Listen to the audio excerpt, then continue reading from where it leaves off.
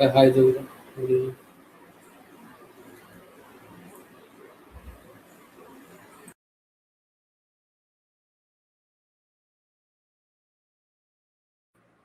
Hey guys, good evening. Jovita, Hope you are doing great. Yeah, good evening, ma'am. Class will start from 8:30, yeah, from now on. yeah, full fixed to 8:30. Okay. Okay. So what did we do in the last class? Where did I stop?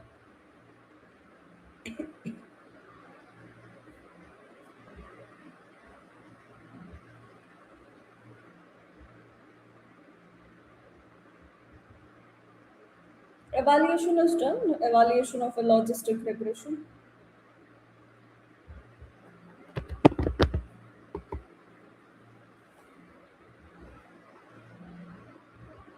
Yes.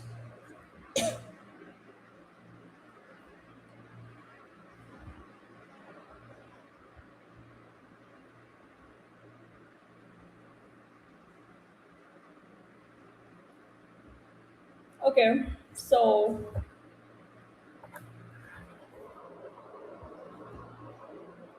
if you remember, I had taught you like how to build logistic algorithm and also how to evaluate classification models. Okay, so we discussed about what is confusion matrix, accuracy, recall, precision, FN score, and also we discussed about the formulas and when to use them, right? So I'm just left with one more metrics related to classification. Let me discuss that first, and then I'll discuss about a new algorithm which is KNN. Okay, and also we'll do the implementation. So from now onwards, I'll be discussing every day one algorithm, like what is the mathematical logic behind that, and also how it works, and we'll do the implementation. So probably for this week, let's try to close machine learning algorithms. Okay,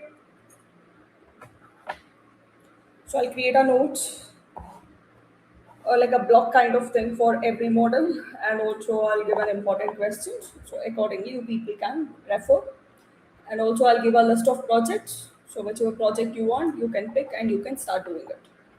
And also I'll show you the deployment, so that you know the machine learning will be completed. And then we'll start with a deep learning. Okay. So now today, so if you remember the classification algorithms, so we have studied our different algorithms. So in that, just a minute.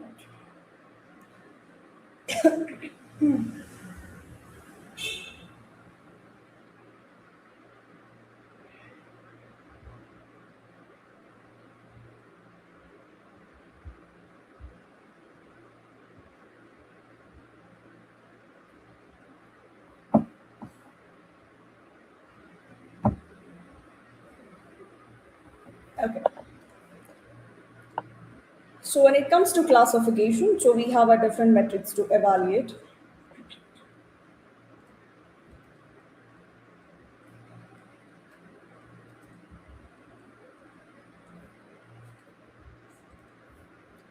Okay. In the very first one, we have already discussed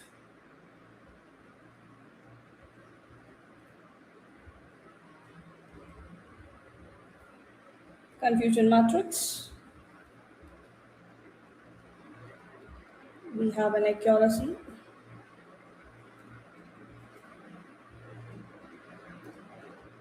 We have precision,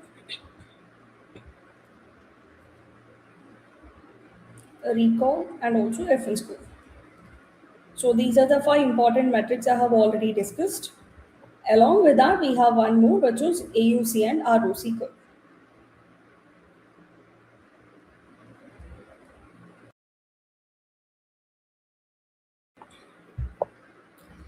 So we'll discuss about that first. What is AUC and also what is ROC?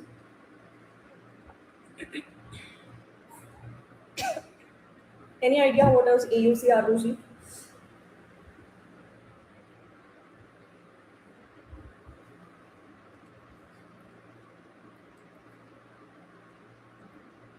ROC stands for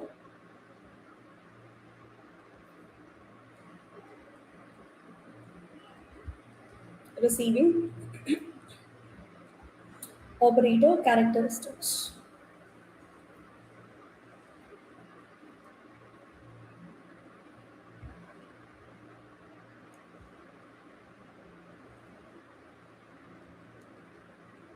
Okay,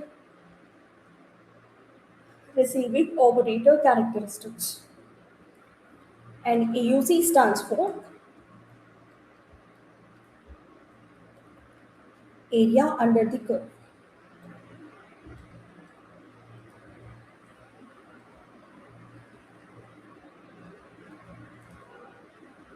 So now, so what does AUC ROC will do? Usually, this AUC ROC curve is one of the metric, it's one of the classification metric, especially used with binary classification problem to evaluate a model at various thresholds. Okay, so this method is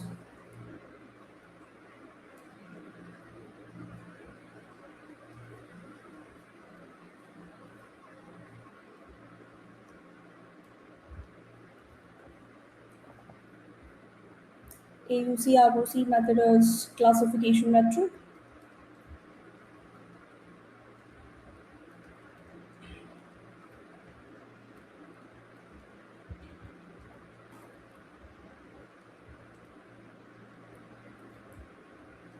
Used to evaluate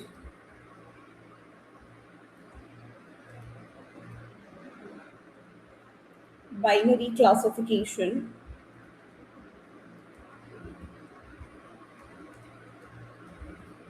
models at various thresholds.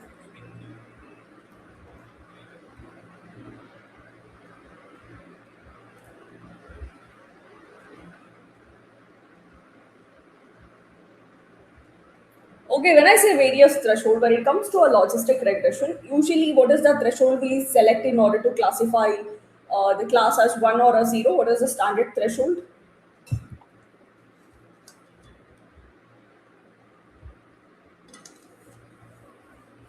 It was 0.5, right? So, but in this case, what will happen? Instead of using a standard threshold 0.5, so we will be evaluating a model at various thresholds. So, how it will be evaluated?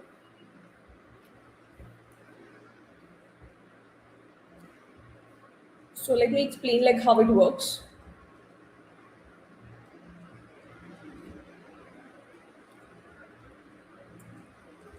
Simple.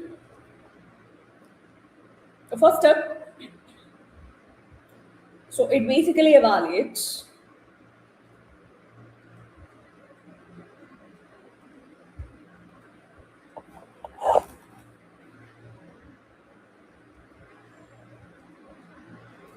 models at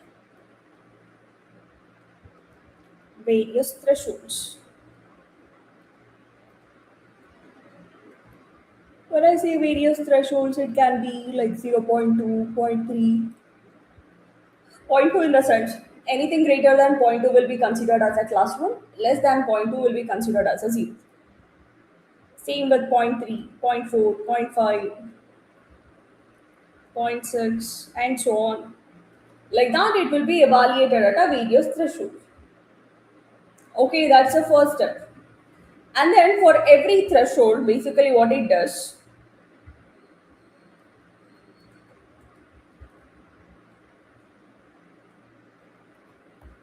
for every threshold,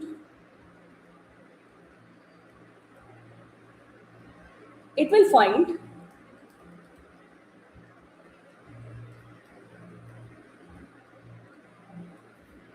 true positive rate and false positive rate. I'll discuss what they are. As of now, just remember it will find TPR and FPR for every threshold. Okay. So once it finds true positive rate and a false positive rate at every threshold, so the graph will be plotted. So you have to plot a graph of TPR versus FPR. For every threshold, you will be calculating this TPR and FPR, right? And to plot a graph, you need 2 points. So at every threshold, you get 2 points. Try to plot a graph. You'll get a graph. Once you get a graph, you're gonna join all these points. So we call that particular curve as ROC curve. Okay, by joining all the points, we get a curve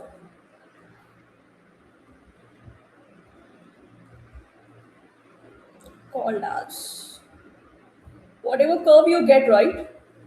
So we call that curve as ROC curve. Okay, once you get that graph, so whatever area below that particular curve, we call it like a AUC. Okay, so let's say once you plot a graph, you get a curve like this.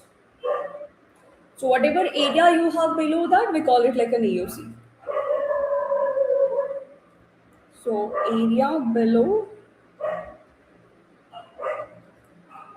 ROC curve is called as AUC, which is area under the curve. Okay, so more the area below the curve, we say it's a better model.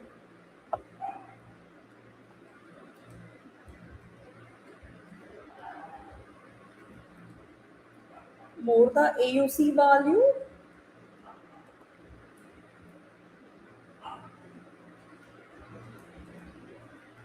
we get better model. Understanding how it works, implementation is very simple, just like 4 lines you can do it. But this is the logic behind AUC and ROC curve. Understood? It will evaluate a model at different thresholds. For every threshold, it will be calculating the TPR and FPR, and then graph will be plotted for true positive rate versus false positive rate. By joining all the points, we get a curve. We call that curve as an ROC curve. And more the area under the ROC curve, we call it like an AUC. So usually AUC ranges 0 to 1. If it's near to 1, we say it's a good model.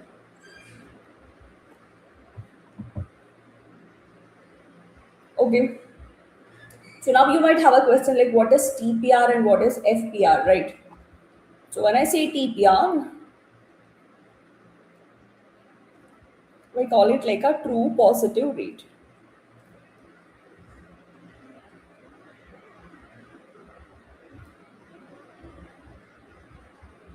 Okay. So what do you mean by true positive rate? A true positive rate in the sense TPR equals, it uses a formula. True positive divided by true positive plus false negative. You know what is this? Recall. Yes. Good. And then we have a false positive rate, FPR. All this automatically done with the code. So logic behind it, I'm explaining here. You can remember the formula and the steps. So false positive rate. So FPR equals false positive divided by false positive plus what? Opposite, true negative. This is the formula. Got it? For every threshold, the graph will be plotted. So TPR versus FPR. So let's say you get a curve something like this. So this is ROC curve. Whatever area below this, we call it like AUC. This is all related to AUC and ROC. That's it. Is it making sense?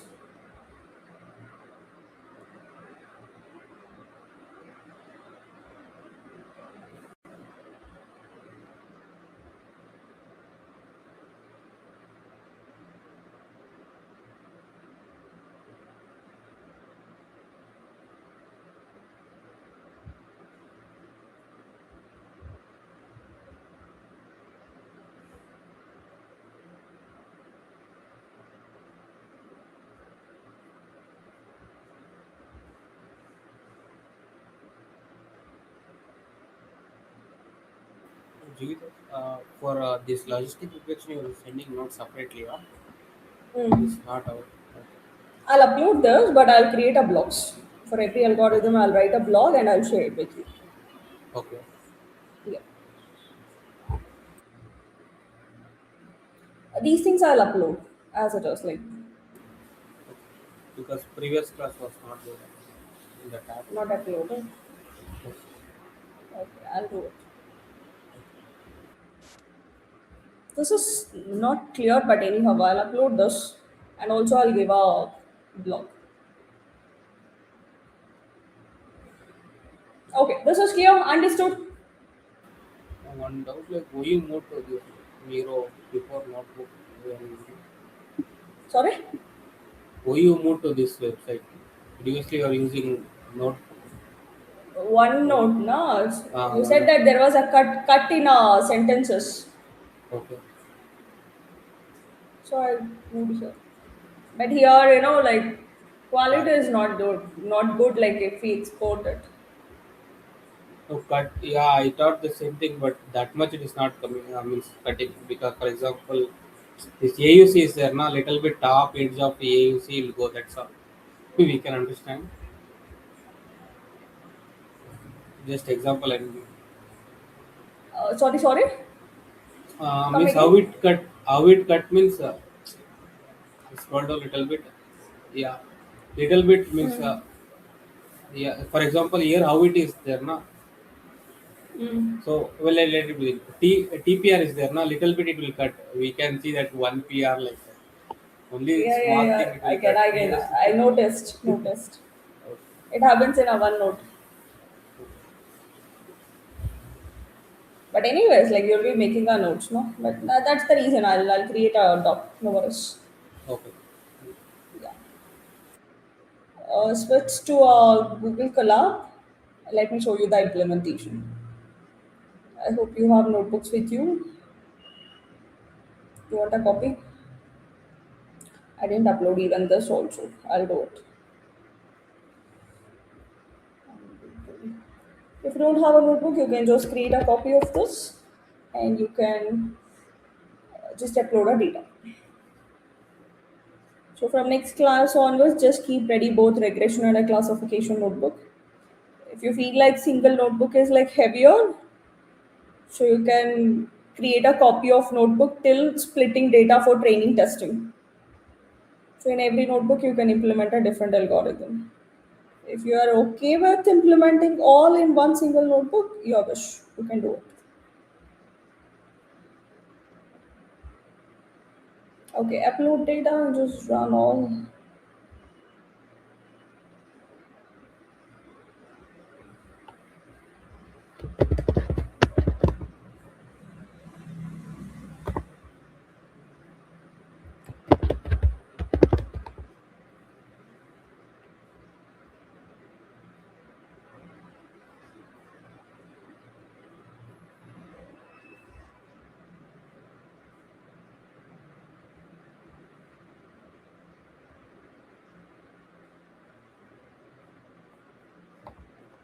Done.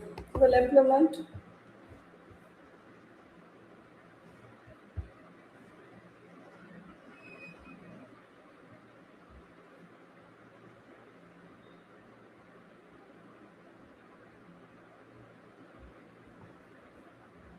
Yeah. So again, even this is a matrix, no? So from sklearn dot metrics.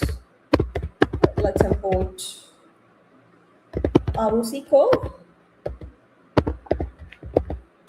comma,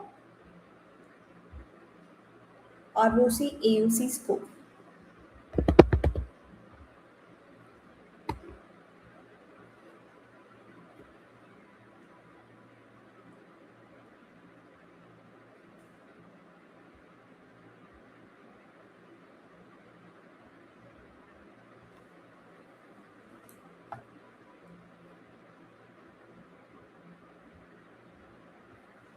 Okay, this is how you import AUC and ROC curve. So what next after importing?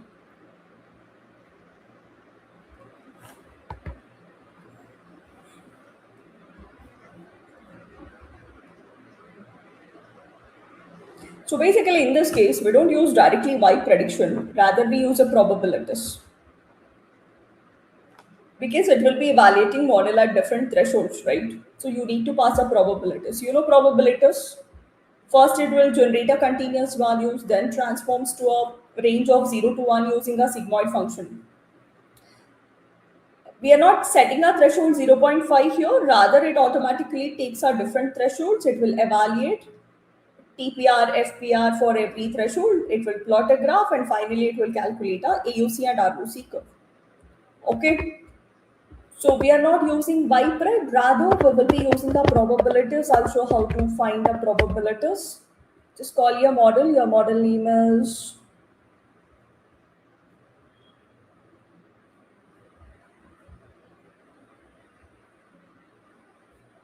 log model, no? Okay.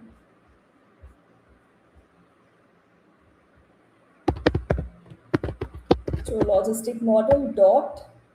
So basically what you have to do, you have to find the probabilities. Just use predict probability. Predict probability for what? X test. But it's a sampling now. Anyways, sampling was done for train data. We didn't do anything for our test data. Let it be as it is. I'll show you something Y probability. So it gives you both for both the classes, right? We'll take any one. So I'll take the second column. Second column index is 1 here. Okay. So these are the thresholds, okay? I mean, these are the probabilities of a class 1. Because we are focusing more on whether person has a high risk of heart attack or not. So we always look for a class 1, positive class, because that's our concern. Understood here? I'm calling model dot predict probability. I'm passing X test. Instead of giving predictions like 0 to 1, I mean 0 or 1, it's giving a probability values. Okay, now what your AUC or ROC will do, it will evaluate your model at a different thresholds, right? This is Y probability. First, let me show you how to plot a ROC graph and then we'll find a AUC score. Or you can do in a reverse way as well. Okay, yeah. So if you want to find AUC score, just call whatever ROC AUC score you have imported and pass your Y test. You're comparing your actual not with the predicted values but with the probabilities. So use Y probability. So it's giving you AUC score as 0.92. Not bad, right? Near to 1, it's a good thing. It's being evaluated at various thresholds. And now if you want to plot a graph, okay, if you want to plot a graph, you have to find FPR, TPR, thresholds equals, you'll be calling your ROC curve, and again, you'll be passing what? What should we pass now? So Y test and YPRED. Thresholds are automatically taken for every threshold. It will be finding false positive rate and a true positive rate. And you know the formula, like what it will be using. Everything happens in a backend. We don't do anything. Just finding like this. Once you find FPR, TPR, now you have to plot a graph. Okay.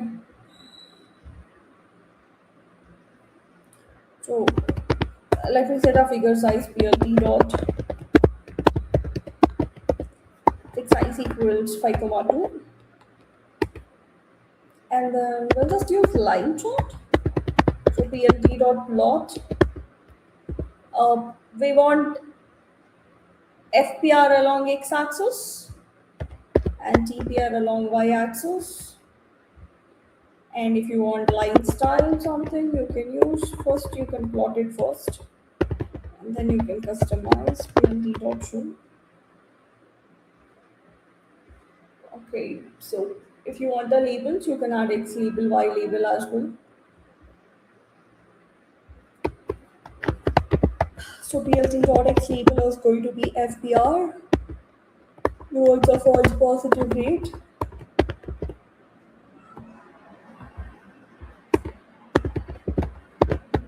and PLT dot Y label it's true positive rate. So PLT dot title, AUC ROC curve.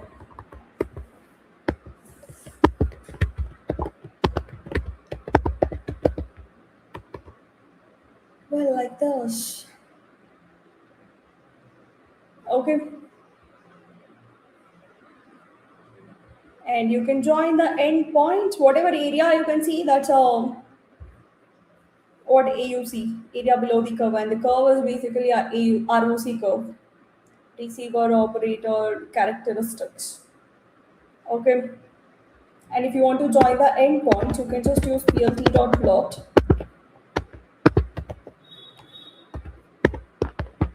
01 comma 01. So you'll get our endpoints connected together. So this is how your AUC and ROC curve looks like. That's it. This is all about evaluating model at our different thresholds.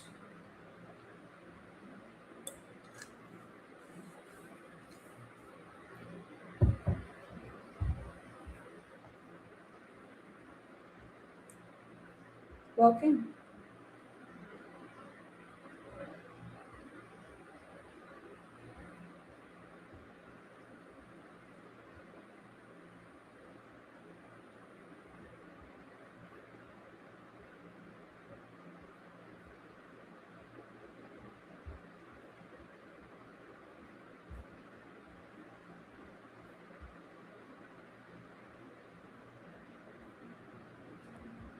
Done, clear? Understood about AUC and ROC curve?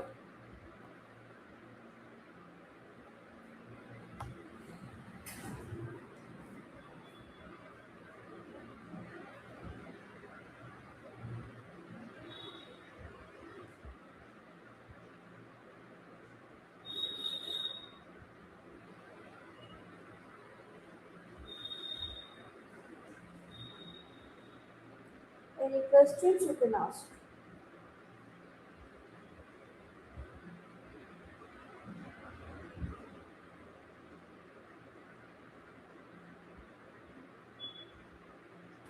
Jigger small doubt.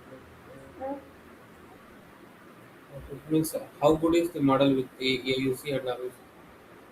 Where you can How? see that. How good is our model? Where you can see that. How good is the model? We look into an AUC scope.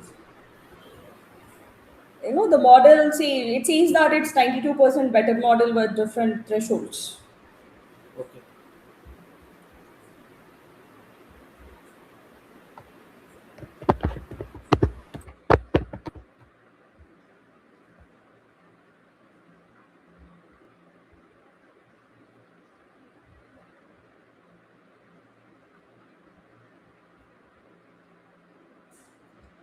So whatever predictions you make, 92% of the time they are correct.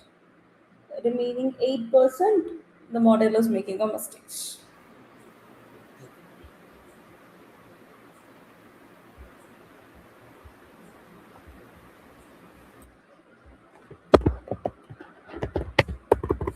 So I can say 92% of the time, the model classifies positive and negative classes correctly.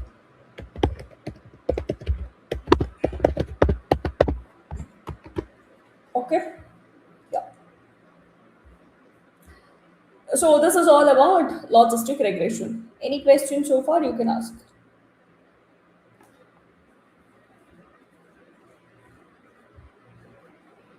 Rohit, do you have any question?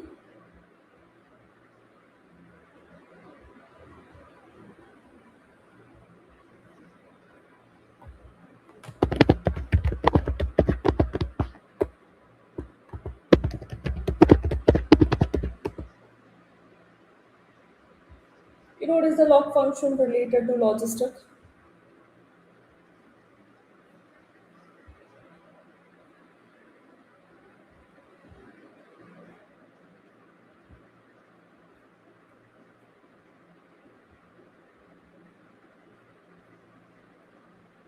For regression, usually mean squared is the main loss function or a error function. When it comes to a logistic, we have a binary cross entropy or a log loss. Okay, and this is the formula. I'll just add in your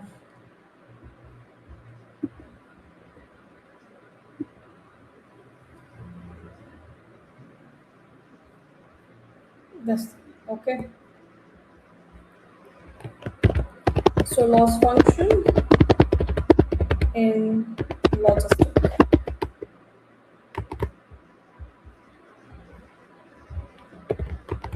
In regression, it's a mean squared error, but in a loss function, we call it like a binary cross entropy. So you can see here, y represents the positive class, 1 minus y represents the negative class. Okay, y is probability of positive class and y hat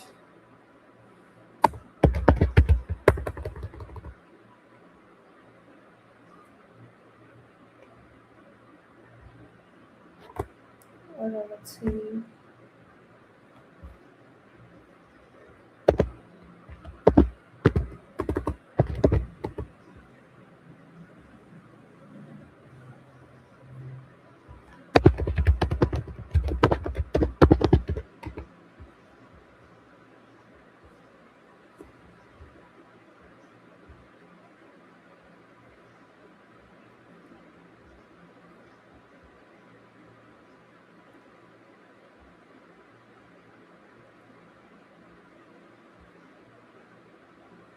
It's not about ranking, it's about like how well it's distinguishing, Rohit. How well it separates your positive class and a negative class.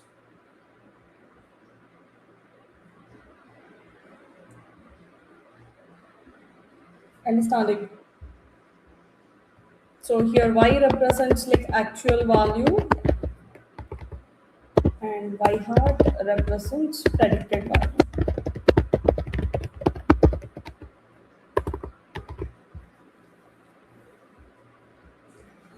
So basically, whenever you evaluate a model, obviously we cannot expect 100% right.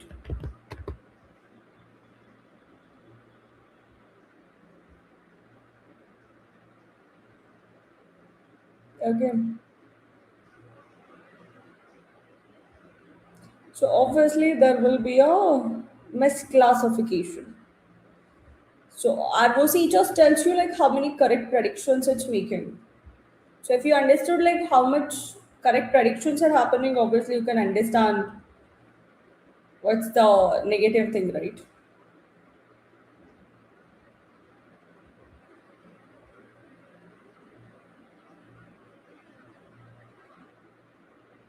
So here the goal is usually the different metrics will evaluate a model at only zero point 0.5 threshold.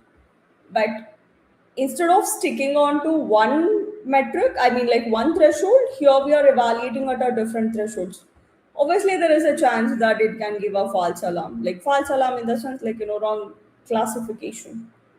High risk people saying like a low risk people saying like a high risk. It happens because we are evaluating at a different threshold. But still, this is another option for us to know like how good is a model at different thresholds. It's not necessary that we need to stick on every time to an AOC and ROC curve. Okay. Yeah.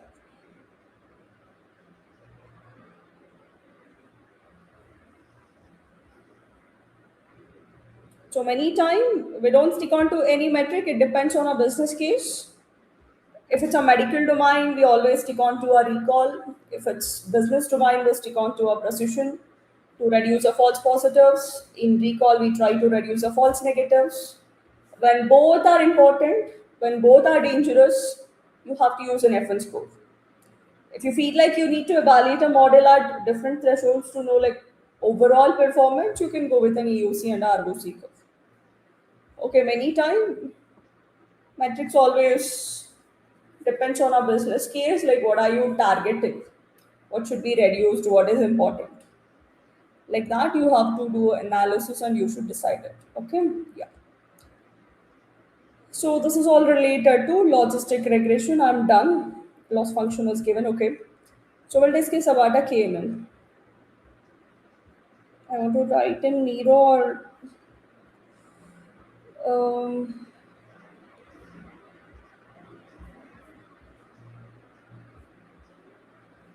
you people can see this. Is it okay? The clarity is okay. If it's okay, I'll continue in a Miro itself. No cut, nothing, but clarity is not Yes. that good. You can understand with this clarity. Yes. Yes, yes, we can. Okay, then let me continue with the Miro itself then. Could you please share this feature again in our system? I'm sharing.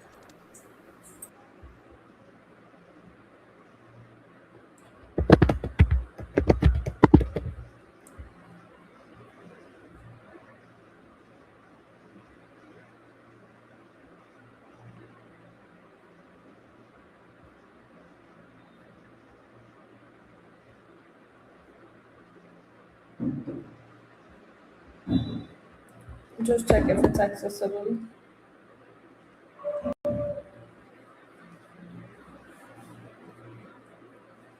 Accessible.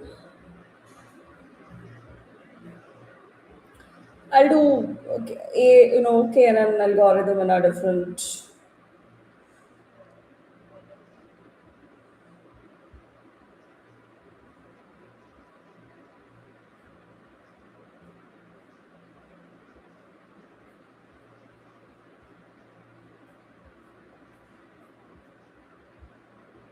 Just a minute.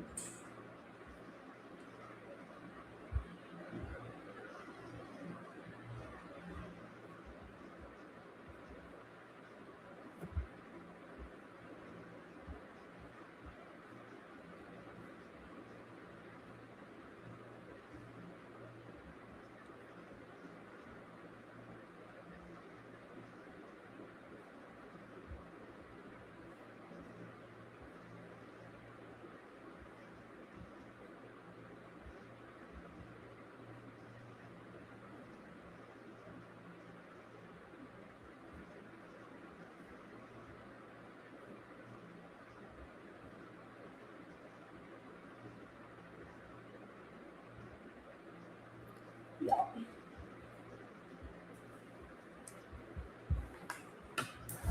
Okay, a very simple algorithm, interesting algorithm. So we'll understand what is Canon.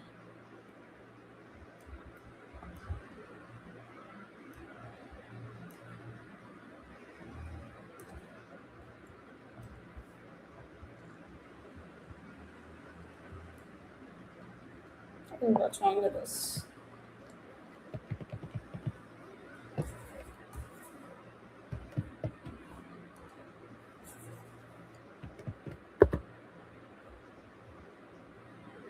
The PDF quality is little bit low. Blur. What is low? No, PDF quality. Little bit low. That's what I said. Yeah. The Quality is alternative low. is like Quality is low. Let me try one more. Wait. Hmm.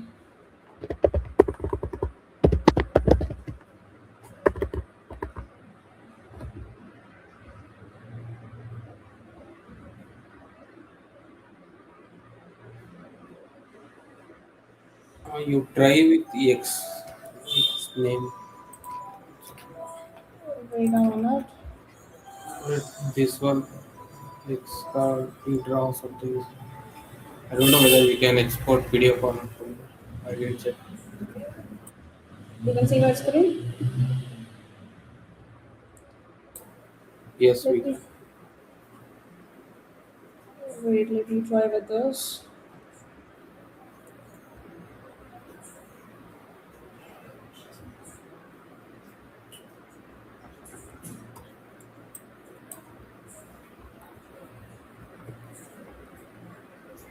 I don't know. It's third option here.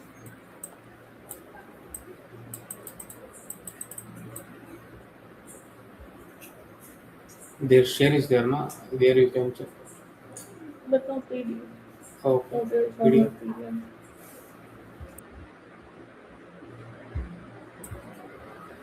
Nothing One step happening. back. One step back. Now share.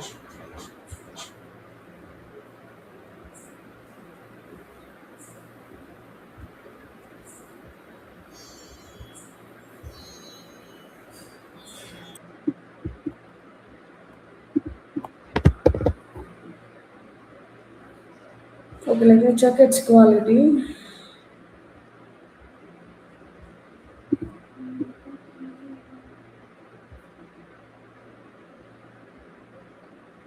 Better now? Looks good. Yes, Okay. yes. Let me go with this notebook then. Note, OneNote is basically works with a window. I don't have option to share and all. I'm using a Mac OS. Straight. Let me create new notebook. I would have done in a same one. Okay. Well,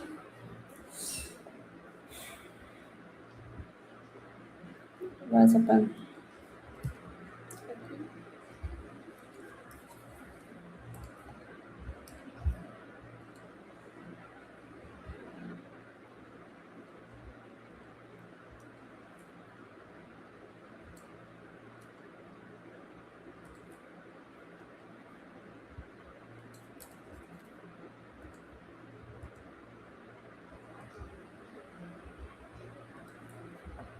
Okay, we'll discuss about what is Canon.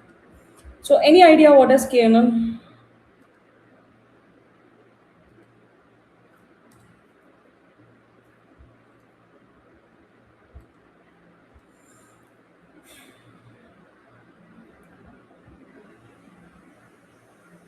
So I think I don't know whether this I'm saying correct or not. So all grouping all the nearest Okay, points. Is that this model that one? yes, yes.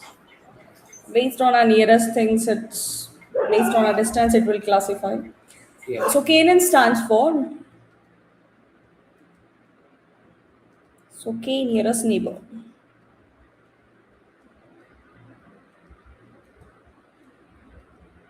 This is the expansion of this algorithm. Let me explain what is that expansion and all. So, first thing, so KNN comes under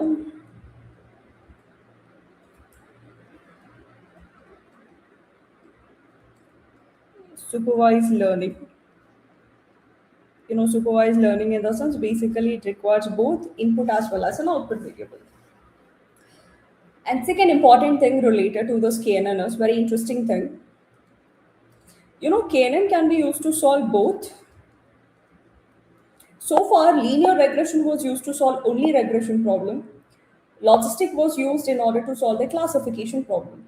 But from now onwards, whatever algorithm we study can be used to solve both type of problems. Okay, so KNN can be used to solve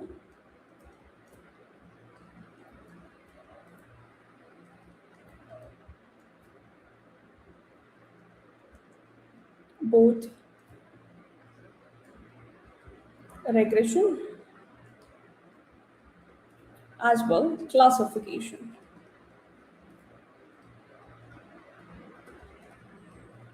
So an algorithm which is used to solve regression, usually we call it like a K-NN regressor. There is a small change in working procedure, okay, and also in implementation. K-NN regressor, and the same thing can also be used to solve a classification. We call it like a K-NN classifier. Okay, K-NN regressor means if target variable is continuous, you're gonna use K-NN regressor. If target variable is categorical, we're gonna use a classifier. Okay.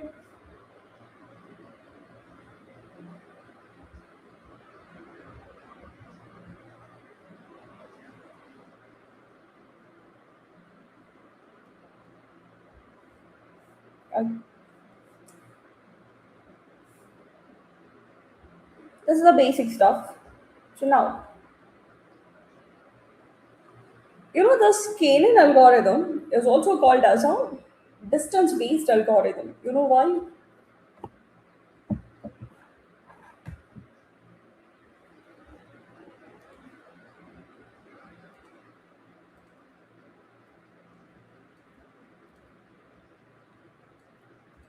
So,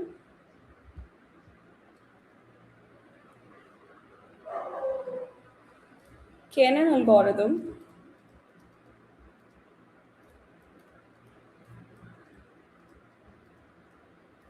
is called as distance-based algorithm. Why is it called as a distance-based algorithm?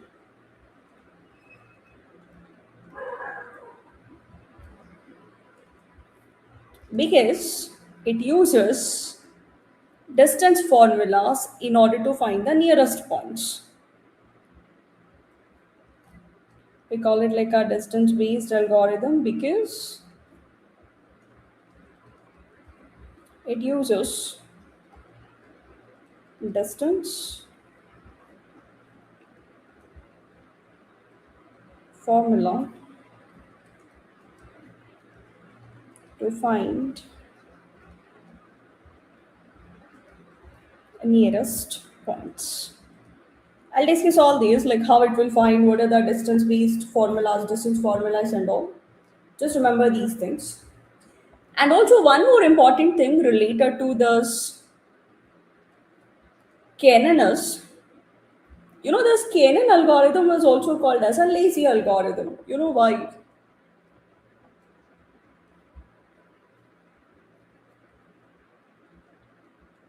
The K-NN algorithm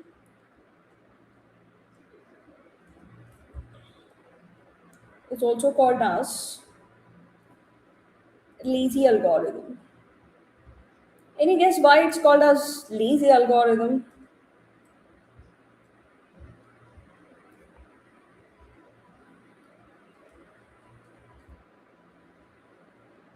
Lazy just like our college students.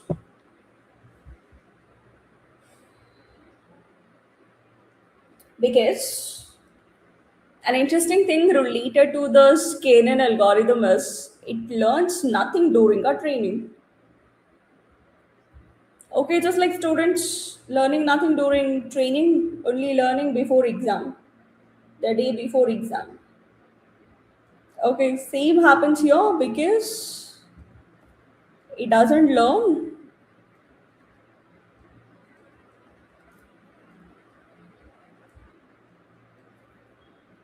anything during training,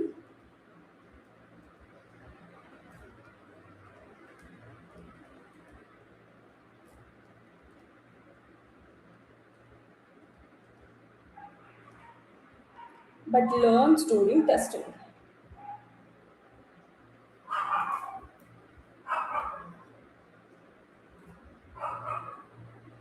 But learns during testing.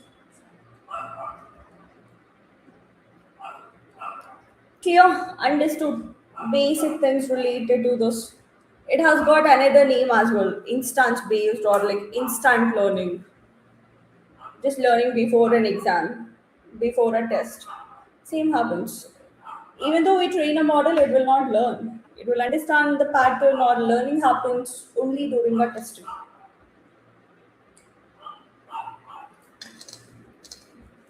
Instant learning. So now, these are the basic things related to KNN. Now we'll try to understand how KNN is going to work. Okay? Any guess how it works?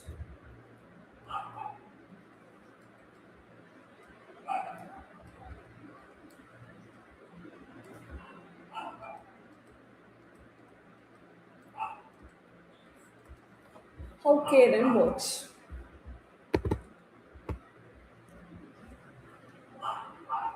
Simple. So when data is provided, so basically what it will do, it will plot a points. KNN. So what it will do,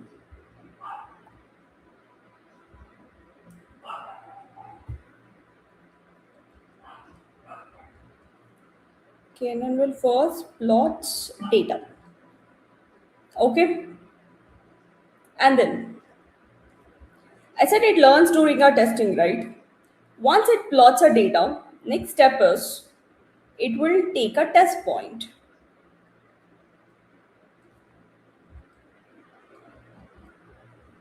I'm discussing about like how classification is going to work.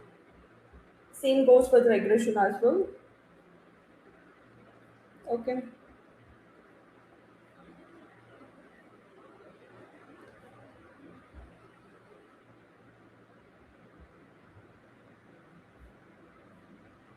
So KNN plots a data, takes a test point. So then, so once it takes a test point, so what it will do? Any idea what it will do? So now once it takes a test point, goal is to classify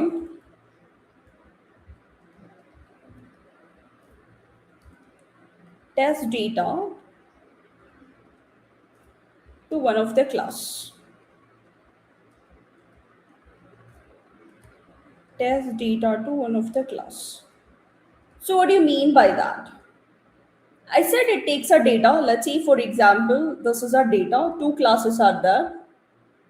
Okay. So one, let's say diabetic, another one, let's say non-diabetic.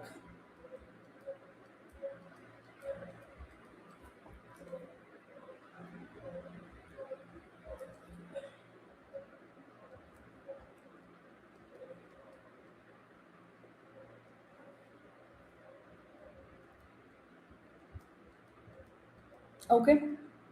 So black one is basically non-diabetic, and red is basically the diabetic. Okay.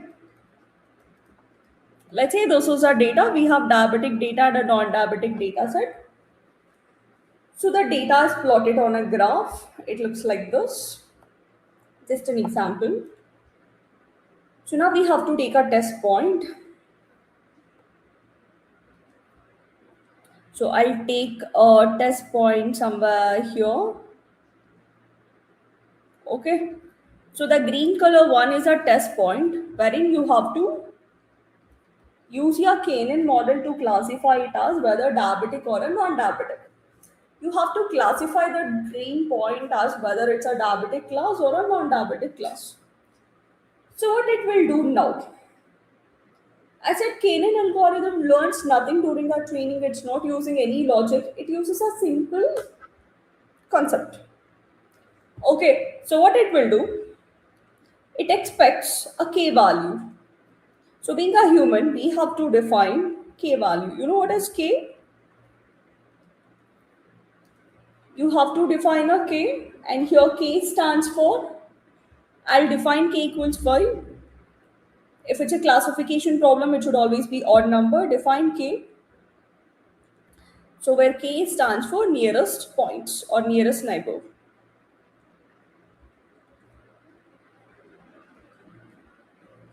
Nearest neighbors. Understood till here. It plots a data. It takes a test point. Now the goal is to classify test data to what is the class. So now you have to define a K value.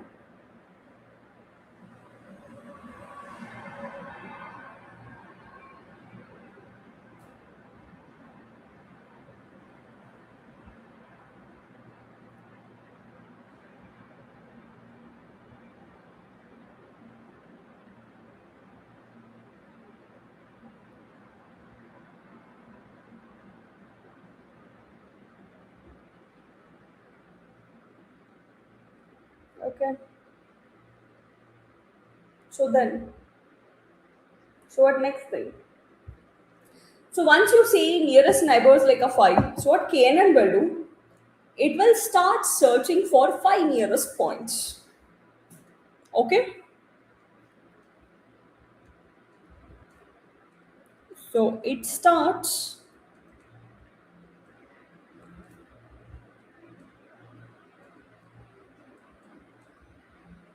searching for 5 nearest points. So now, how do you know that points are nearer? How do you know that points are nearby?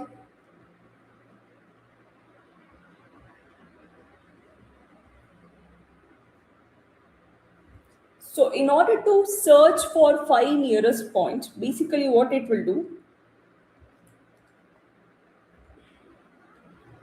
it will find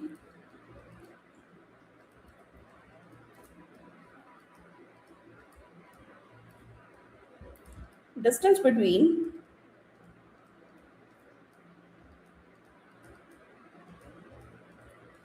test point, test point is green color one,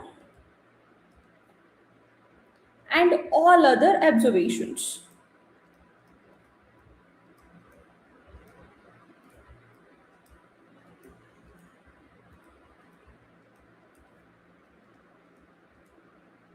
And all other observations using distance formula. Okay, using distance formula. So what it will do, it will start finding the distances like this.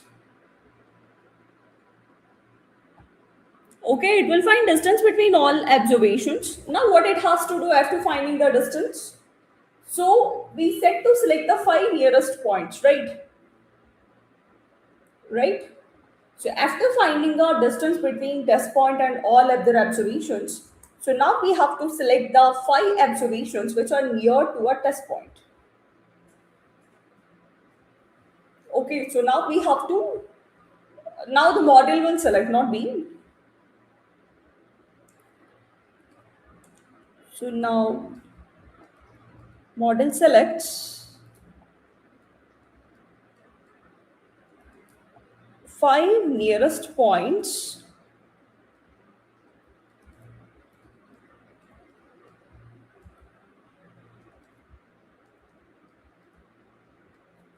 nearest points to the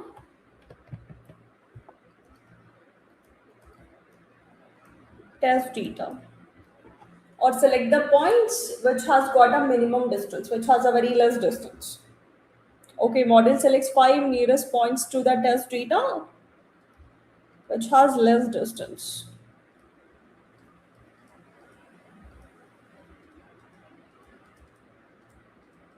So now look into your graph. So which observations are like very nearby? So don't you think these 5 are like very nearby? Yes, 5 points. I'm choosing 5 points which are closer to your test point. What next? So what next? So once it selects the 5 nearest point, now you have to classify your test data into a one of the class. So what decision have to take now? So does it belong to a diabetic or a non-diabetic?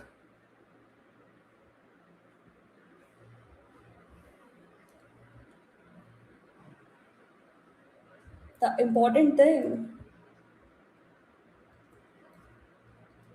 test point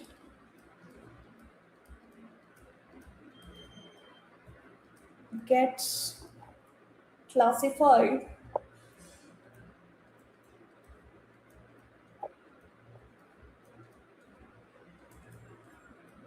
into one of the class based on based on what? Any idea?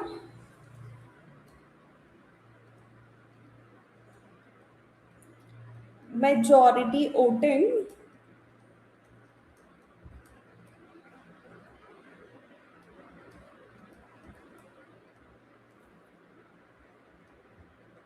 among nearest points. So you people have selected five nearest points, right? In that, which class has a majority voting? Red or a black? Diabetic or a non-diabetic? Obviously, diabetic class voting is high.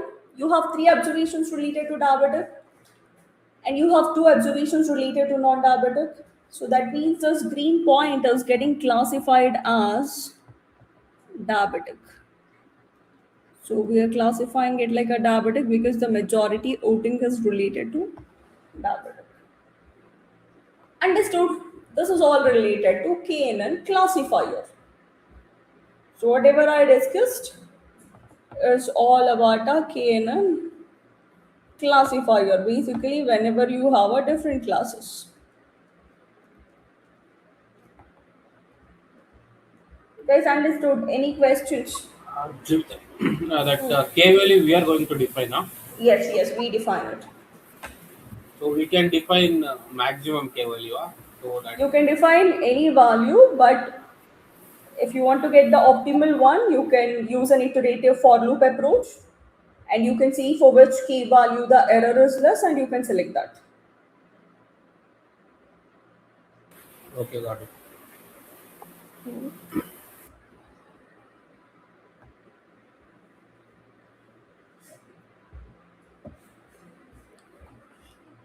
Others, any questions? This is related to KNN classifier.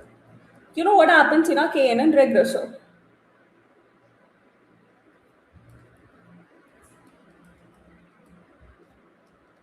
Same process.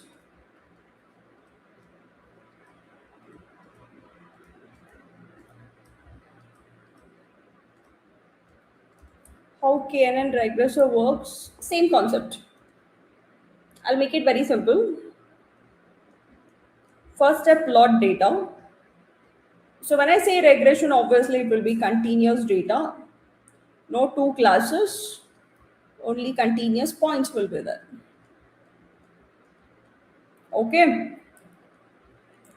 Second point, take a test data for which you have to make a prediction. Test data, and let me call it here. Okay. Then what you do, you just define k value. Let's say I'll define k equals 4. Okay. So now what do you have to find? So you have to find four nearest points using distance formula.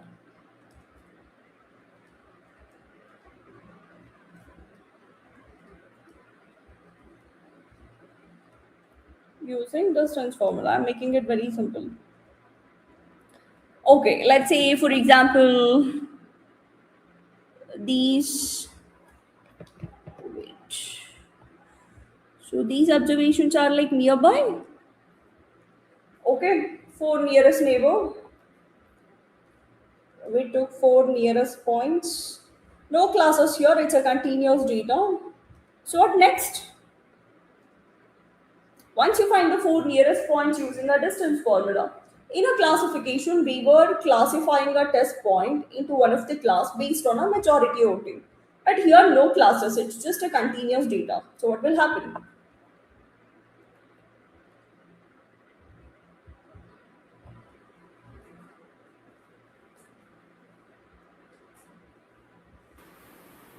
Could you please repeat the question? So, how prediction will happen here? Like average, maybe it will take average of that. Yeah, yeah, yeah. So, basically, it takes. So, I'll see the prediction will be average of all the nearest neighbors. In previous case, it was classifying, but here, so the prediction will be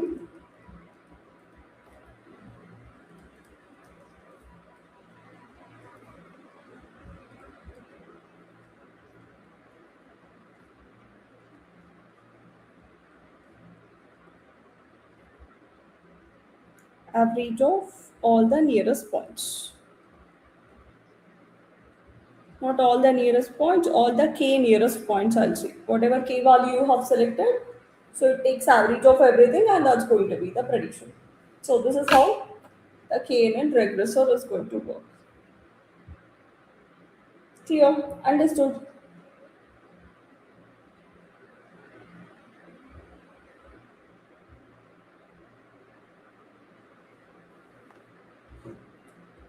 That's it.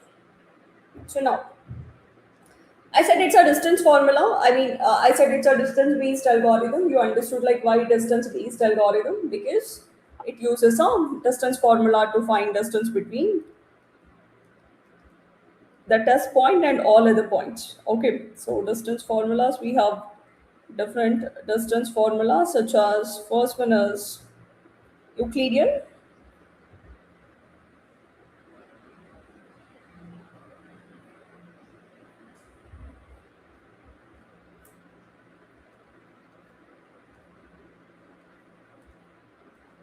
So we have two formulas, Euclidean distance and then we have Manhattan.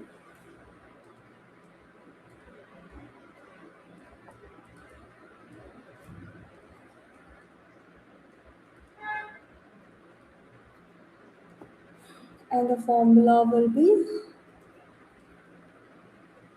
so Euclidean you have already studied in your lower classes,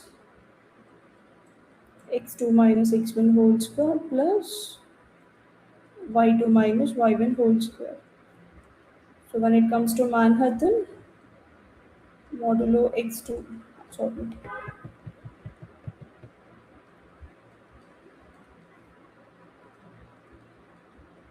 y2 minus y. So this is the formula used by a Manhattan. You can use modulo, single modulo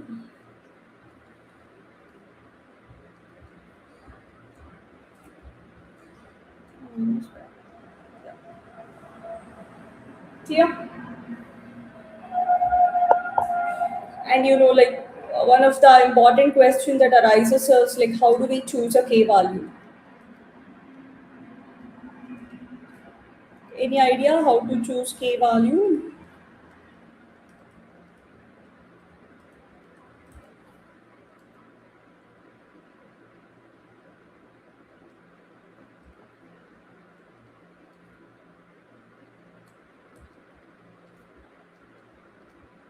If KNN regressor,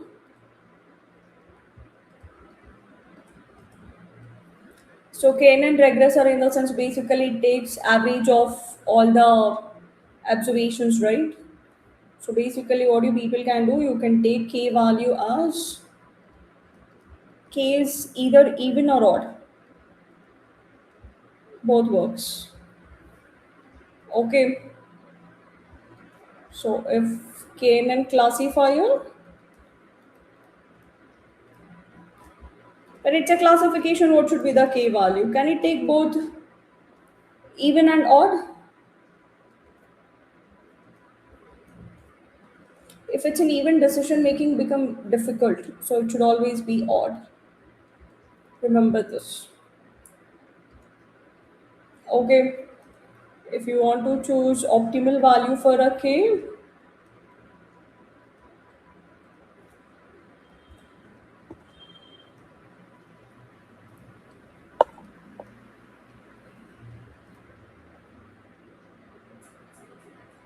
use iterative approach,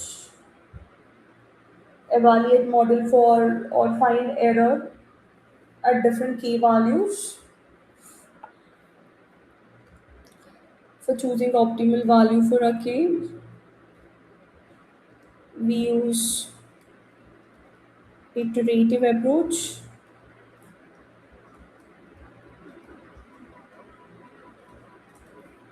Iterative approach in the sense,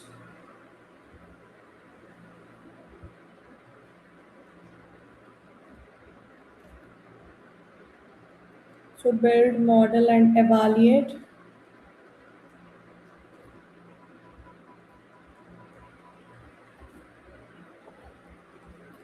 at different key value, and then for all different key values, you're gonna train your model and you're gonna evaluate it. Finally, you're gonna select the key which has less error. Or else you can do experiment like trial and error as well. Okay, this is all related to KNN. If it's a regression, regression metrics used. If it's a classification, classification metrics are used. Okay,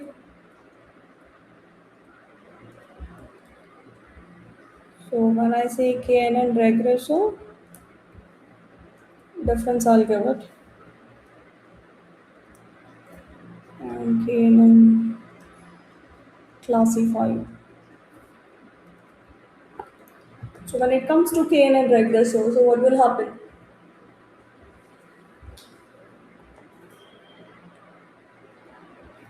First step,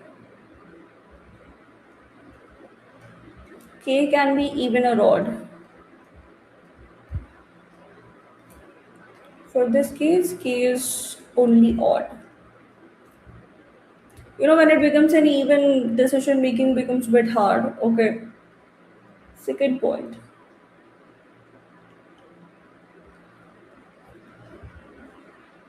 prediction is based on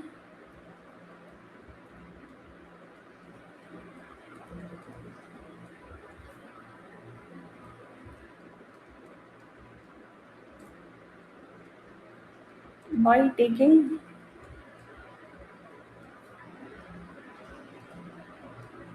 average of all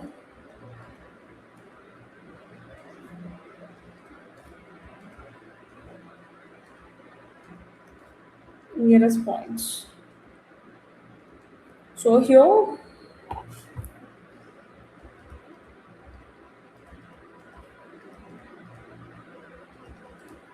classification happens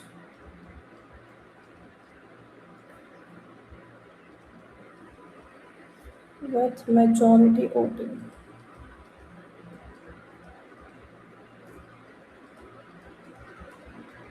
Okay. And final one, metrics. You know about the metrics, right? When it's a regressor, you can use MSE, MAE, RMSE, MABE, R2, and adjusted. These are the metrics used. Coming to classifier, you can use whatever used for logistic confusion,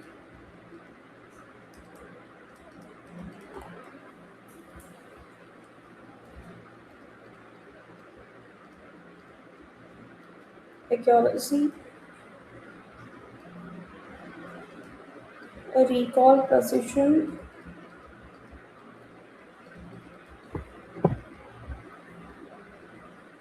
F is score. You can also try AUC and ROC curve as well. Okay, so these are the different metrics used to evaluate KNN regressor and a KNN classifier. Clear? Understood?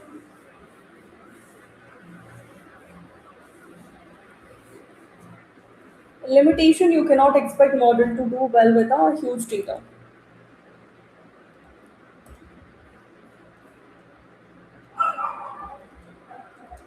When I say limitation, it doesn't work well with a huge data. You know why?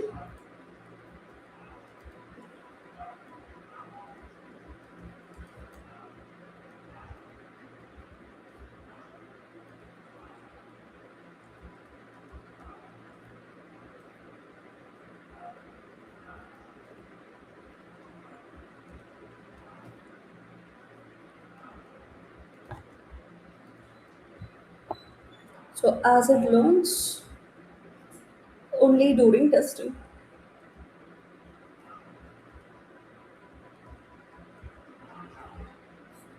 Lazy algorithm.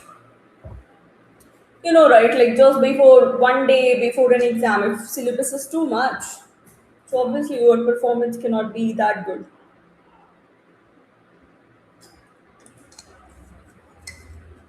If it's a small data, definitely it can learn. When complexity of a data increases, KNN may not be the good option. Okay, and since it's a distance based algorithm, scaling is like super important.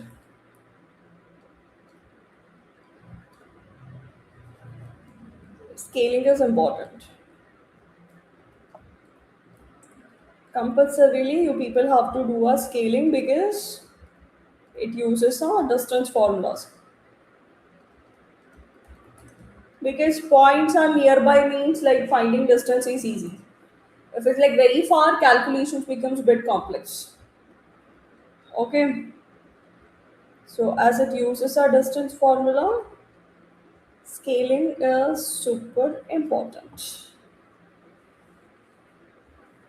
Clear? Understood? Any questions you can ask? This is all related to KNN regressor as well as a classifier.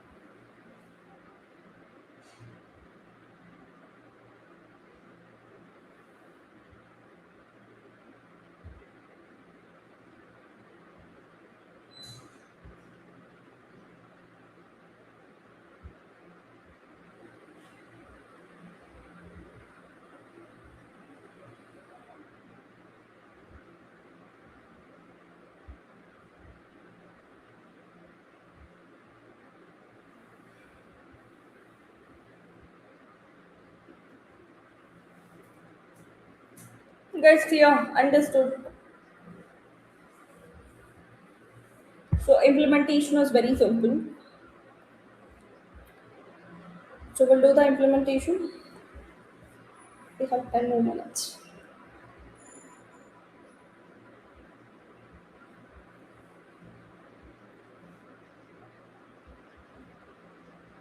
The same notebook in which we were working logistic. Okay. So right after your AUC and ROC, you can start with KNN classifier. show classifier. I'll guide you with regressor. Please try. I'll show it in our next class. Okay. Very simple. From sklearn dot, it's not linear model, it's a neighbors. You just need to import k neighbors classifier. Same way for regression, from sklearn.neighbors, import k neighbors regressor. Okay, then simple. You just need to initialize your model. I'll just call KNN model equals. I'll just initialize this. And you know what is important? Number of neighbors is important. As if now I'll just say like 3. Okay, and then we'll just train a model, KNN model dot fit extreme comma y train, and then we have to make a prediction. Y pred equals Canon model. So since it's a classification model, we have used a smooth. So use x sampled and y sampled. Okay. So for predicting, call your model dot predict. You just need to pass your x test. Okay, done.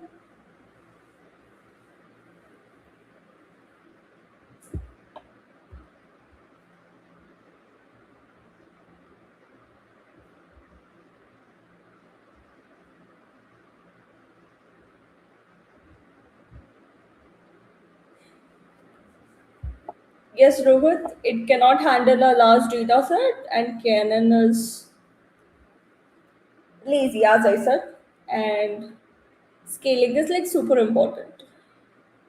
I saw your message now, sorry.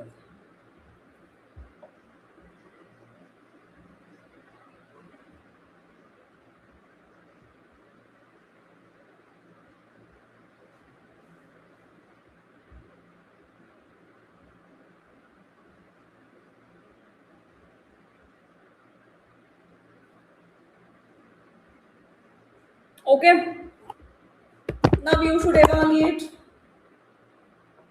confusion matrix, y test, comma, y pred. Okay, accuracy code. If you want to print everything together, you can try printing in one single line. So you can call accuracy score. Will you try for KNN regressor?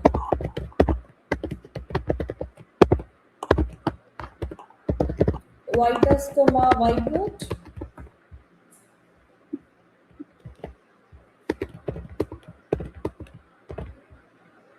See, I'll be using precision. Already imported, so that's the reason I'm not importing. Use recall. FL score. That's it, very simple.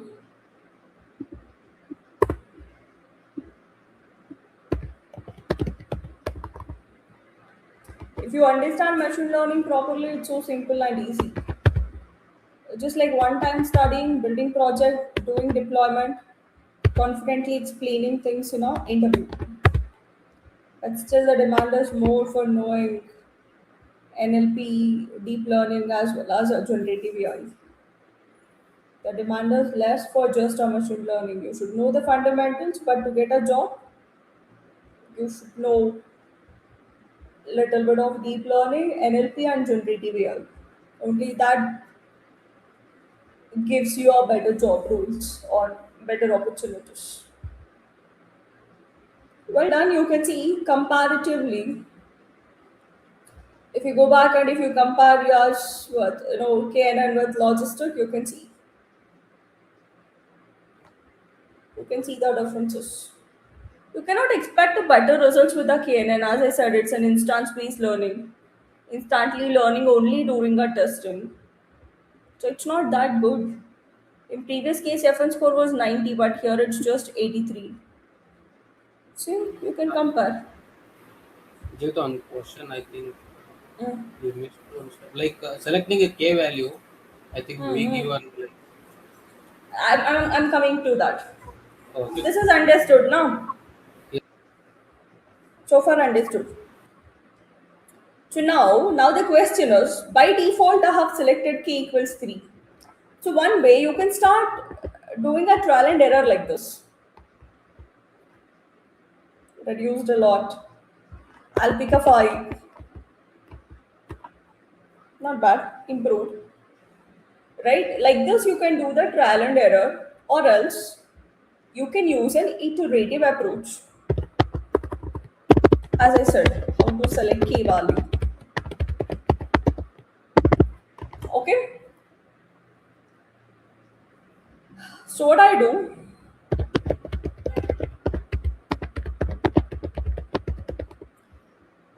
we'll just define error function. Okay? And then I'll use a for loop for k in a range of nearest neighbor should always start from 2. At least 2 should be there now. So I'll start from 2. So 2 to 10 I'll take. Don't go like too much uh, bigger values. 2 to 10 is enough. And then I'll define my KNN model. KNN equals, okay, I'll just call my model and then I'll just define nearest neighbors as a k because every time it will be running now. So model is KNN dot fit. I'll be using x sampled and y sampled. And then now you have to find an error. So how do you find an error value? So it's a classification problem, right?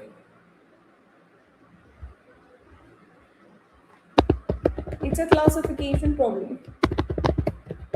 So how do you know, how do you evaluate an error in this case?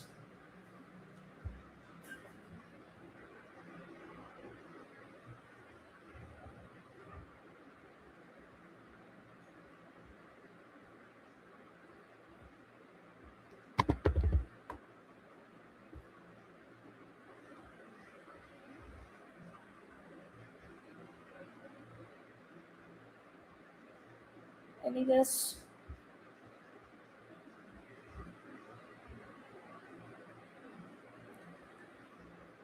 Just make up predictions.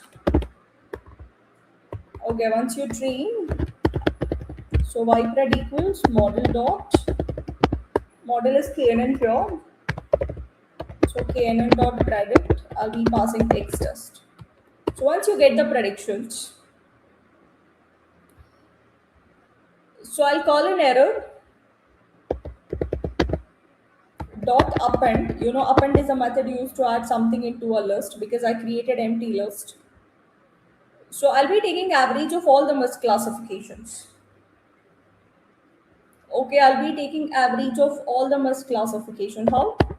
I'll be using np dot mean of whitest not equal to ypred. You know, misclassification in the sense white actual value not equal to predicted value, right? Yeah.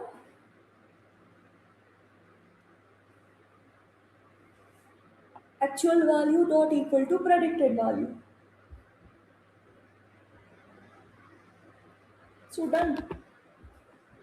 You can see errors. This is the error for every k value. Now, in order to decide which k value, you can plot a graph. K versus your error. Okay. So PLT dot figure of fixed size equals psi comma 2. I'll use PLT dot plot. So k comma error PLT dot x label will take a k, y label will take an error, and then PLT dot show.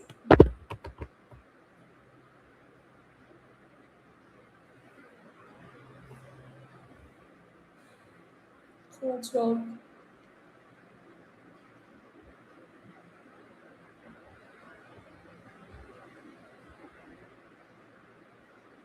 Okay.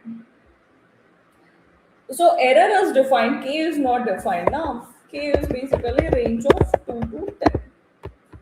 Yes. So now decide which key value is like most appropriate. I mean, like you have to select the key which has got the less error. Which has got the less error?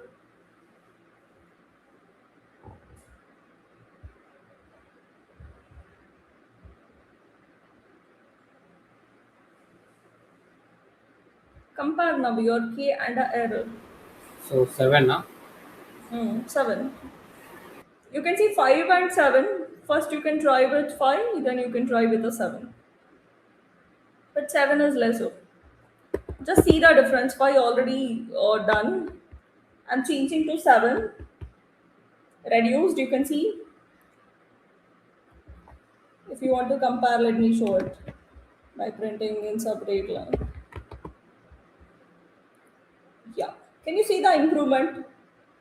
Accuracy 86.9, precision score, recall, and FN score. This is basically for K5 and this is for K7.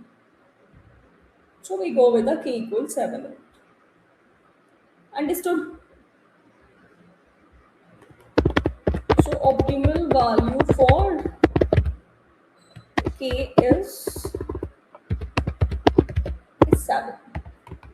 Now you have to train your model with 7 so that you get a better results. This is how K and classifier will work.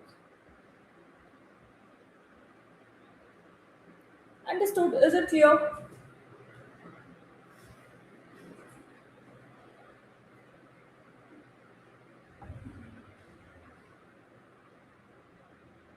Okay. You can see still better improvement or better performance by using more advanced models like a decision tree based algorithm, which I'll be discussing from tomorrow. Can you try same way for KNN regressor? Same way. Instead of KN classifier, you'll be using a KN regressor. So there to find an error, you can use MSE or RMSE something. So whichever has got a less error, you can select that. Here we are comparing the average of all the misclassification. That's clear. Is it making sense? That's it. This is all about a KNN. Simple algorithm, easy to understand, but the performance cannot be good when data is huge. And scaling is important. Any questions you can ask, otherwise it's good to wrap up. So due to that k value 2 comma you given 10 now, we can give any number, right? 2 comma 20, 30. Yeah, yeah. But it should So start from 2. It should not. what is the best range we can give? But Usually we give 2 to 10 only. okay, okay, one more is like you said that we need to use odd number for class. Yeah, it's giving odd numbers only, no? Uh, 5, 7, see, odd numbers only. Even numbers, what will happen? Now, let's say if 3 classes are diabetic and 3 classes are non diabetic. Again, an issue. Decision making oh, becomes difficult. But okay, for regression, you can use a odd. Sorry, okay. even. It works. But for So classification, key should always be odd. okay. We can define value from 2 comma 10, but while selecting, we'll see that only odd number giving good prediction. So we'll Hmm. select odd. Yeah, it automatically gives odd only. So no worries. Alright then, that's it for today. So please try implementing KNN regressor. If not, I'll show it in the next class. And we'll start with a decision tree. Okay, from next onwards, it's all about understanding algorithms. Anyhow, implementation is easy.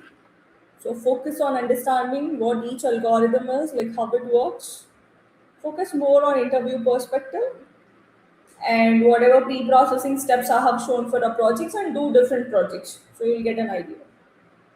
Okay. One small question, Jay. Mm. So Yeah. the course which you shared in your website, like Python and Mm. Udemy, both are different, or we can choose any one. Same. All are. Mm.